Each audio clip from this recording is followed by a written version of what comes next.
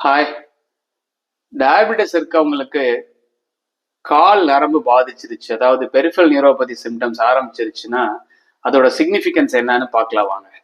அது கால் நரம்பு பிரச்சனை மட்டும் இல்லைங்க. இது long term complication of a diabetes, that is microvascular complication of diabetes. So once இது வந்துருச்சு அப்படின்னா மீதி மைக்ரோவாஸ்குலர் காம்ப்ளிகேஷன்ஸ், அதாவது கிட்னி பாதிப்போ இல்ல கண் விழித்திரை பாதிப்போ ஆரம்பிச்சிருக்கலாம், இல்ல 1 or 2 ஸ்டேஜ் போயிருந்திருக்கலாம். அது ஏர்லியா டெஸ்ட்ல கூட தெரியாது, ஆனால் சர்டன் அமௌண்ட் ஆஃப் பாதிப்பு கட்டாயம் இருக்கும்.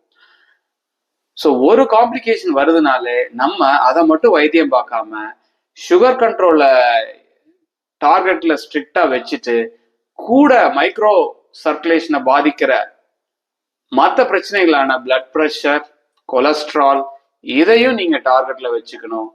ப்ராப்பர் எக்ஸசைஸ் வாக்கிங் பண்ணணும், டயட் கண்ட்ரோல் பண்ணணும். இது ரொம்ப ரொம்ப அவசியம். அதை நீங்க எப்பயுமே கடைபிடிங்க. தேங்க்யூ.